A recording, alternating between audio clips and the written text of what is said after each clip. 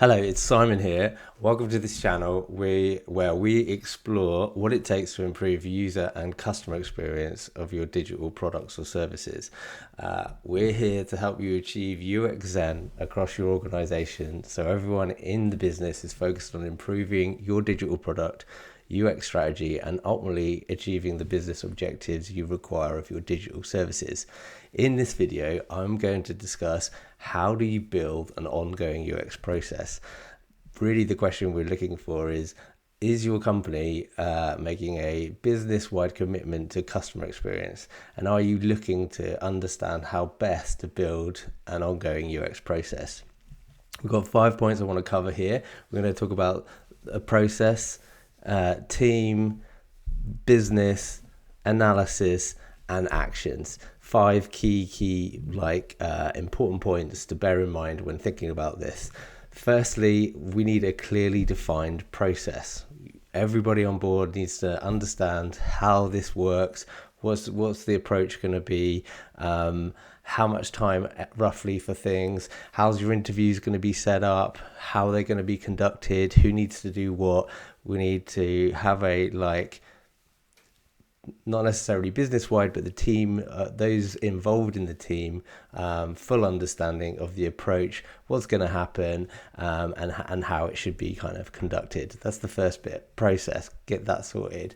Then we need team wide commitment to understand what, so the team is aware of exactly what's going to happen, who's going to be playing what role, who's conducting the interviews, how the interviews happening, who's setting up interviews, who's going to be doing the analysis post the interviews, who's providing money to your customers, should they be giving time to speak to you, etc., etc. So we need a team-wide commitment. Everybody needs to be on board, not just to understand the process, but also to then understand, okay, we have findings, actions, stuff post this process that we will need to implement and kind of jump on board with, commit to, and be excited about delivering and improving the process ultimately.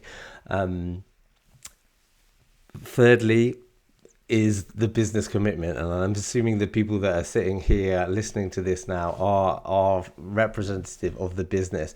The business needs to commit to this process. If you really want to make change, embedding UX into your company is ultimately the way to do it. That can't happen from the ground up. Someone senior level needs to take this initiative, kind of grab this by the horns and say, this is what we're going to do. We're committing to this as a business, and get the team on board. Really, as someone in the business, you're leading the company and making decisions on what's important to happen. And if you're creating digital products and services, UX is fundamental to achieving results for your customers. And when you achieve results for your customers, you achieve the business objectives and hit your goals and targets. It's a kind of no-brainer, really. So 4th point, we need to set time aside for analysis. This is kind of part of the process, but it can be easily forgotten. I've worked with product owners before, and I might have done I actually worked specifically on a kind of international research piece. We spoke to 40 of that business's clients globally. We had 20 senior people across various businesses in London, and similar over in New York. And when I came back to the office, my product owner at the time said to me, okay, cool, so what's the next steps? Next steps at that point is you need time to analyze this data you've just collected, spoken to people, been to offices, spend time on Zoom, or however you kind of approach your engagement with your customers. You then need some time to look at this all holistically. You need to kind of see search for patterns. Think about, okay, what are these things that are most important? What are these things that are not important? Where are the kind of consistency? Where are the inconsistencies? How do we sort of like take all of this data and make it into something we can move forward with? And that like ultimately is one of the biggest challenges around UX, and it's where most kind of design falls down. People come into UX and they're doing really nice UI and they can make things look great and look really pretty, but then you put them in front of somebody, they don't work. That's because they're missing the UX bit. The UX is user experience design is a digital design process for creating digital products or services. Without the UX bit, the design doesn't mean anything. The design is like this little kind of nice fancy bit, like the icing on top of the cake.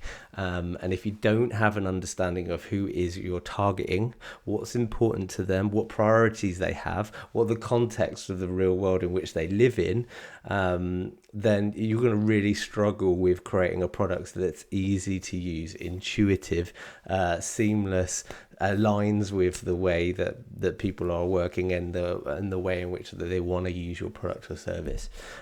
So having time aside for analysis is a really important piece of the puzzle. And then finally, fifth, ultimately, you want actions, clear actions on where to go from that analysis. We need to know, okay, what are the priorities? You know, where does the product fall down now? Where is everybody having the biggest challenges?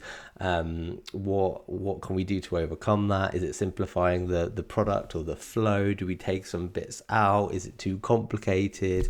Is there too many features in the wrong part of the journey? Like, how does it align with the context of the people using the product and their real world natural kind of flow in which they're working and the way in which they're using the product or service that you're offering? So clear action. So just to run by that again, the 5 key points. You want a clearly defined process from beginning to end. You want a team-wide commitment. People need to be on board with this.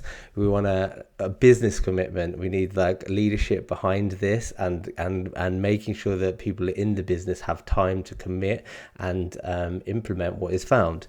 We want time aside for analysis, the fundamental, like, important thing of spending time with understanding your customers, and then ultimately clear actions. How do we move forward with the product, make changes that are going to improve it, streamline stuff, make it more intuitive, and ultimately a better product all round.